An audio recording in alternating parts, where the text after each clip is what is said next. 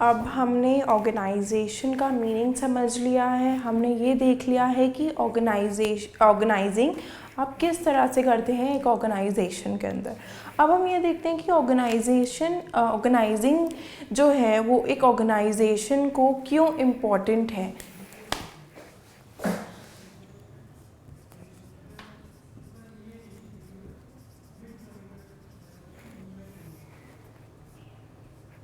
अब हमें ऑर्गेनाइजिंग का जो इम्पोर्टेंस है वो पढ़ना है। सो हम पॉइंट्स बाय पॉइंट्स ऑर्गेनाइजिंग का इम्पोर्टेंस देखते हैं।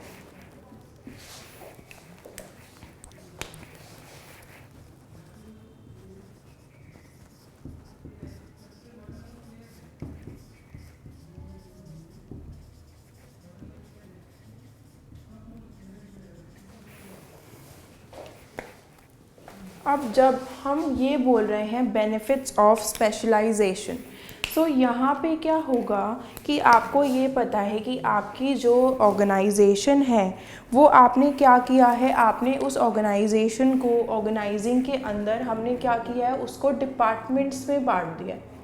ठीक है, अब जो हमारी ऑर्गेनाइजेशन थी वो, जैसे ये पूरी ऑर्गेनाइजेशन है, अब वो वेरियस डिपार्टमेंट्स में काम कर रही है। अब आपको ये भी पता है कि वेरियस डिपार्टमेंट्स में वेरियस एम्प्लॉयज़ होंगे। अब जब आप एक ऑर्गेनाइजेशन में देखते हैं, अब आपको ये पता है जब आप किसी भी एम्प्लॉय को अपनी ऑर्गेनाइजेशन में रखोगे या किसी भी एम्प्लॉय को हायर करोगे तो ऑब्वियसली आप एक ट्रेंड एम्प्लॉय हायर करोगे जिसके पास एक्सपीरियंस होगा, स्किल्स होंगे, नॉलेज होगी। तो आप उसी एम्प्लॉय को काम देना चाहोगे जो उस काम को करने के लिए परफेक्ट हो।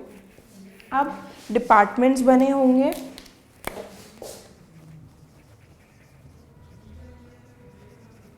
उन डिपार्टमेंट्स के अंदर वेरियस एम्प्लॉयज़ हैं और जिन एम्प्लॉयज़ के पास एक्सपीरियंस, नॉलेज या फिर स्किल्स होने चाहिए।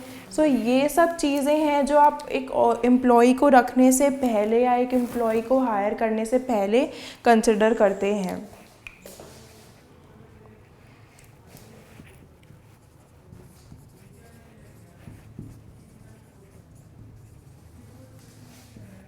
और साथ ही साथ जो भी आप उसको डिपार्टमेंट में एम्प्लॉय को हायर कर रहे हैं, वो एम्प्लॉय क्या कर रहा है, वो एक पर्टिकुलर जॉब यानी कि एक ही जॉब वो परफॉर्म कर रहा है उस ऑर्गेनाइजेशन के लिए, और उसको पता है कि उसको एक ही तरफ मूव करना है। ऐसा नहीं है कि वो एम्प्लॉय बहुत सारे काम संभाल रहा हो।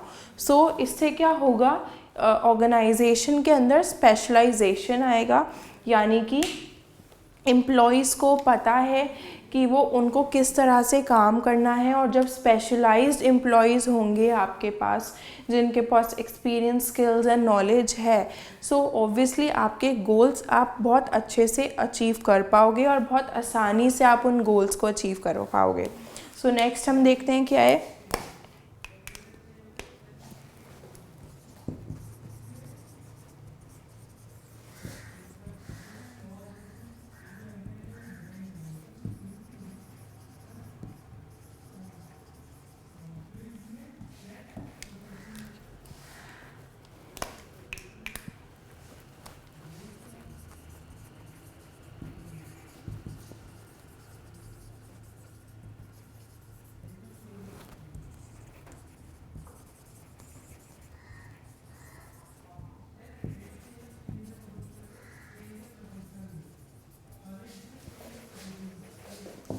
अब देखो, हमारी ऑर्गेनाइजेशन में एक सुपीरियर सबऑर्डिनेट बन चुका है, यानी कि हमें ये पता है कि कौन किस लेवल पे काम कर रहा है और कौन किसके अंडर काम कर रहा है। देन अवॉइड्स मिसअंडरस्टैंडिंग, इससे क्या होगा, ऑर्गेनाइजेशन में कोई भी मिसअंडरस्टैंडिंग नहीं रहेगी पावर्स की, ड्यूटीज़ की, क्योंकि सबको अपने काम पता होंगे। और साथ ही साथ ऑर्गेनाइजेशन में एक क्लैरिटी बनी होगी, क्लैरिटी रहेगी, और इन रिलेशनशिप्स में आपको आपकी रिस्पॉन्सिबिलिटीज़ भी पता रहेंगी कि आपकी रिस्पॉन्सिबिलिटीज़ क्या है। सो ये सब चीज़ें अगर आप एक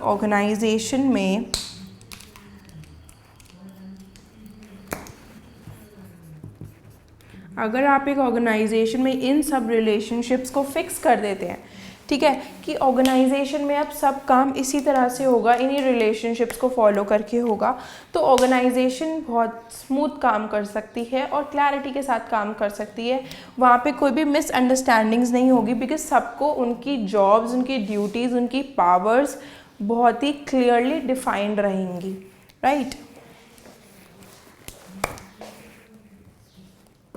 अब हम देखते हैं थर्ड।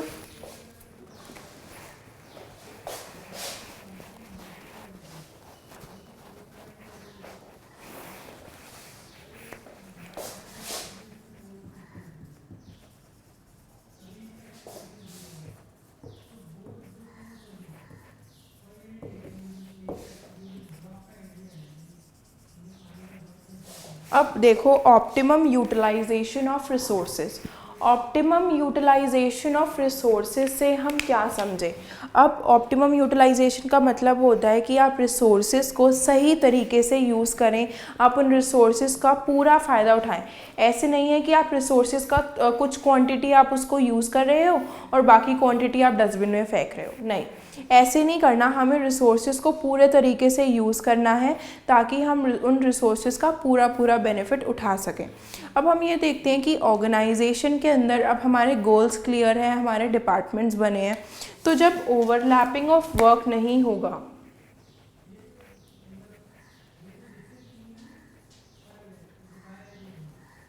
अगर ओवरलैपिंग ऑफ वर्क ऑर्गेनाइजेशन में नहीं है तो इसका मतलब आपके रिसोर्सेज भी वेस्ट नहीं हो रहे। लेकिन अगर ओवरलैपिंग है तो आपके रिसोर्सेज ऑर्गेनाइजेशन में वेस्ट हो रहे हैं, वेस्टेज हो रही है रिसोर्सेज की। ओवरलैपिंग ऑफ वर्क का मतलब है कि आपका जो ऑर्गेनाइजेशन में एक पर्टिकुलर टास्क है वो कई लोग परफॉर्म कर रहे हैं और जिसकी हमें ज़रूरत नहीं है, हमें ज़रूरत नहीं है कि बहुत सारे लोग उनको परफॉर्म करें, यानी कि ऑर्गेनाइजेशन में काम को रिपीट किया जा रहा है।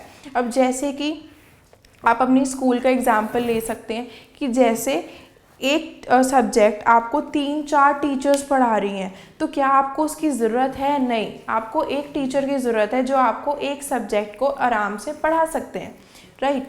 तो ये होता है ओवरलैपिंग। अगर ओवरलैपिंग होगा तो आपकी ऑर्गेनाइजेशन में वेस्टेज होगी, नहीं तो अगर आपकी ऑर्गेनाइजेशन में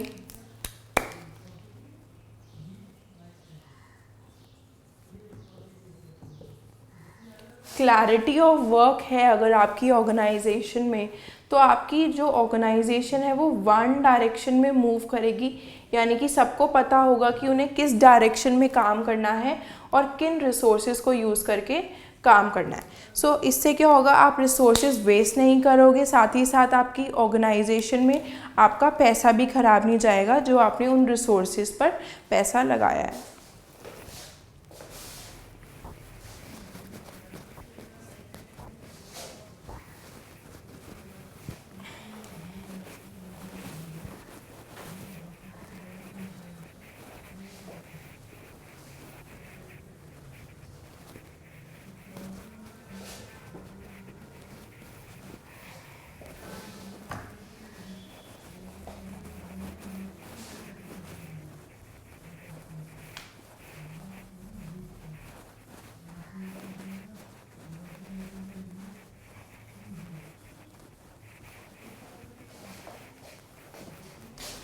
अब हमने जो भी पॉइंट्स लिखे या हमने उन पॉइंट्स को और भी जो डिवीज़न किया है पॉइंट्स का, आई विल सजेस्ट यू कि आप उनको साथ ही साथ नोट डाउन करते जाइए, बिकॉज़ आपकी बुक्स से ही इन पॉइंट्स को हमने क्या किया है, छोटे छोटे सब पॉइंट्स में डिवाइड किया है। तो आप जब उन छोटे छोटे सब पॉइंट्स में स्टडी करेंगे तो आपको बहुत ही आसानी होगी इन चीज़ों को याद करने के लिए।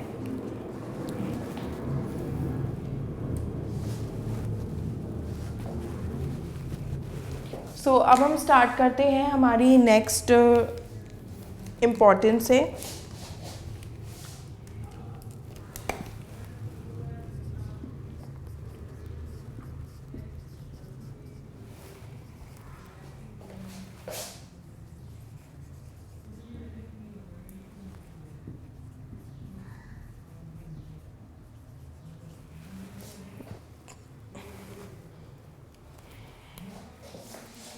अब देखो, एडमिनिस्ट्रेशन और वो भी इफ़ेक्टिव। अब इन दो वर्ड्स का मतलब देखते हैं। एडमिनिस्ट्रेशन हुआ आपके बिजनेस में जो भी आप काम कर रहे हैं।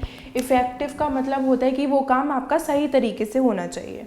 अब हमें ये पता है कि हमारे बिज़नेस में जब डिपार्टमेंट्स बन चुके हैं, सबको अब हमारी रिस्पॉन्सिबिलिटीज़, हमारी ड्यूटीज़ और हमें अपनी पावर्स का पता है।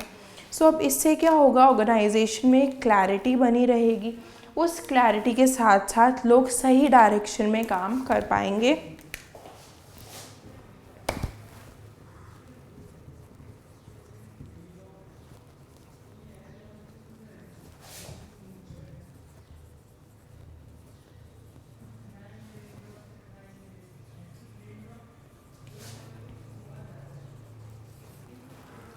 जो आप बिज़नेस को परफॉर्म कर रहे हैं वो आपके लिए बहुत ही इजी हो जाएगा उस बिज़नेस को परफॉर्म करना। साथ ही साथ मैनेजमेंट ऑफ ऑर्गेनाइजेशन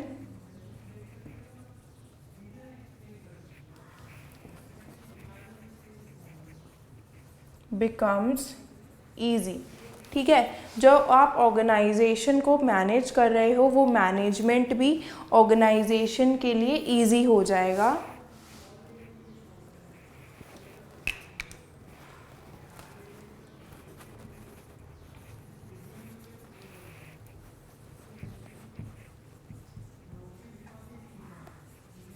और ये सब चीज़ें ऑर्गेनाइजेशन के अंदर इफ़ेक्टिवनेस लेकर आएंगी।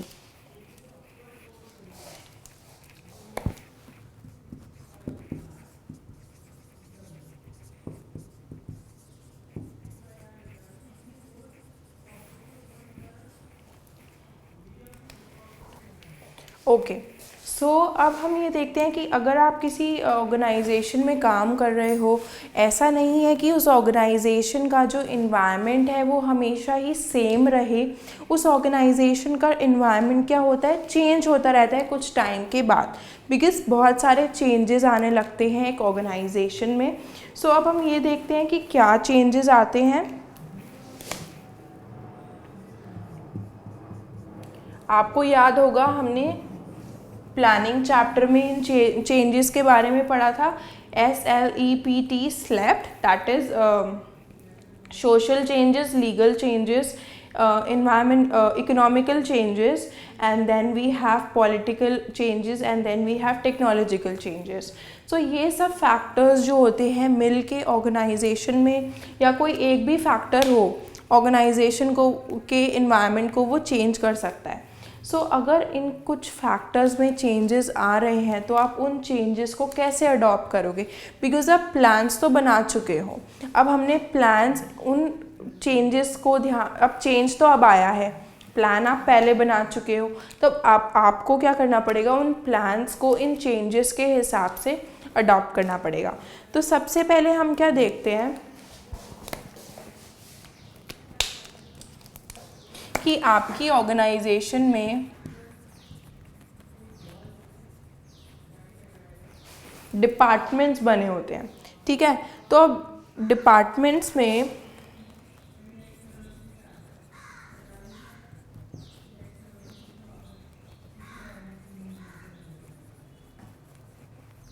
अब देखो, अगर एक डिपार्टमेंट में चेंज आ रहा है, जैसे फॉर एग्जांपल मैं ले रही हूँ, हम इकोनॉमिकल चेंज ले लेते हैं।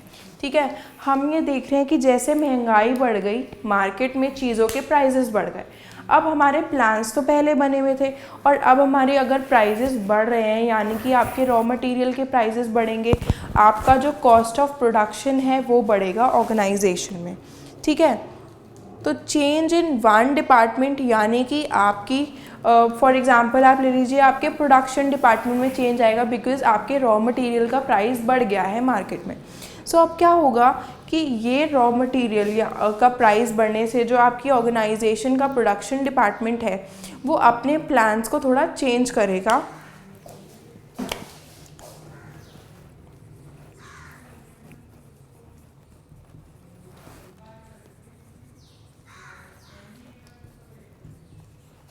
अब ये क्या करेंगे, ये उस चेंज को अडॉप्ट करेंगे अपने डिपार्टमेंट में।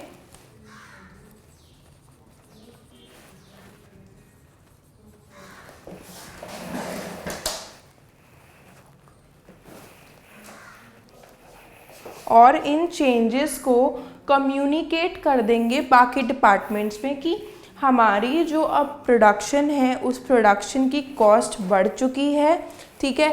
तो आप जो बाकी लोग हैं उस चीज़ को कंसिडर करेंगे, बिकॉज कंपनी के फंड्स को उन्हें चेक करना है, उस ऑर्गेनाइजेशन के फंड्स के हिसाब से उनको काम करना है। सो इस तरीके से काम होगा ऑर्गेनाइजेशन में। And then we have adoption to change में, जब आप इन चेंजेस को आपस में कम्युनिकेट कर रहे हो, सो जो बाकी के डिपार्टमेंट्स हैं और जिस डिपार्टमेंट में चेंज आ रहा है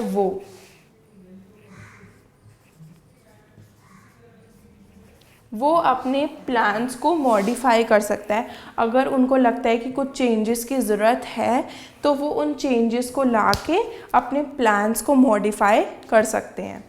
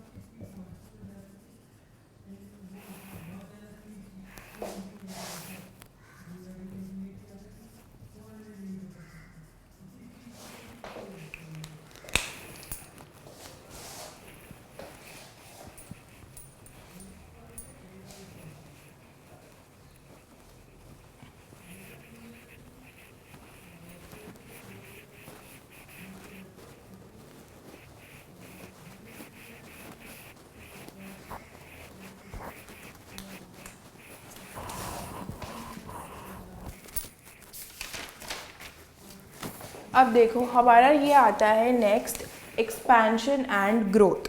अब हम ये देख रहे हैं कि जो ऑर्गेनाइजेशन में डिपार्टमेंट्स हैं वो अपने अपने गोल्स को अचीव करने के लिए वर्क कर रहे हैं। एक क्लैरिटी है ऑर्गेनाइजेशन में, रिलेशनशिप्स जो हैं वो फिक्स हैं, और साथ ही साथ उनको उनकी ड्यूटीज़ और रिस्पॉन्सिबिलिटीज़ के बारे में भी पता है। सो ये सब चीज़ें साथ में मिल के ऑर्गेनाइजेशन के गोल्स को अचीव करने में हेल्प करेगी, उस ऑर्गेनाइजेशन को हेल्प करेगी कि वो अपनी ऑर्गेनाइजेशन में अपना जो काम है और अपने जो बिज़नेस है उसको एक्सपैंड कर पाए, उसको ग्रो कर पाए। यानी कि अगर आप सही तरीके से काम कर रहे हो तो आप अपनी बिज़नेस की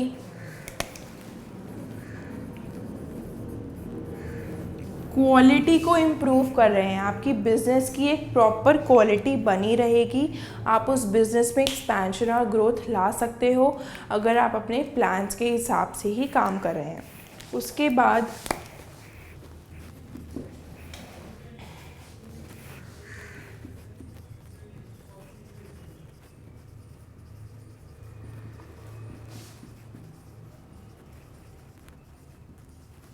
अब देखो डेवलपमेंट ऑफ पर्सनल में क्या होता है, हमें ये पता है कि हमारी ऑर्गेनाइजेशन में एक हायरार्की बनी होती है, यानी कि हमारी ऑर्गेनाइजेशन में एक लेवल सेट होते हैं कि कौन किस लेवल पे काम कर रहा है। उस हायरार्की के बनने के बाद ऑर्गेनाइजेशन में वर्क रिलेशनशिप्स जो होते हैं वो सेट होते हैं, और जो जॉब्स होती हैं वो असाइंड होती हैं, सबको पता होता है कि उन्हें क्या काम करना है।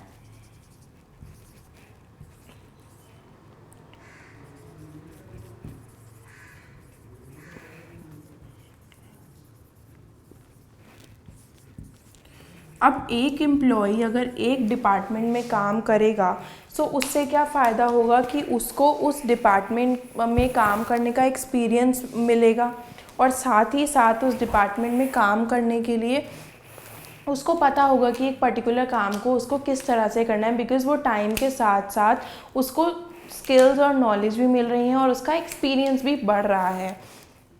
तो इससे क्या है कि आपकी जो लेबर है उसका डेवलपमेंट होगा, यानी कि उन लोगों को पता होगा कि उनको किस तरह से काम करना है, और अगर उनके गोल्स अचीव हो रहे हैं देन उन गोल्स को अचीव करने के बाद उन एम्प्लॉयज़ का कॉन्फिडेंस बढ़ेगा, और साथ ही साथ उनमें जो होगी पर्सनल डेवलपमेंट होने लगेगी एम्प्लॉयज़ में, और साथ ही साथ अगर एम्प्लॉयज़ की पर्सनल डेवलपमेंट हो रही है तो ऑर्गेनाइजेशन में भी डेवलपमेंट आएगी।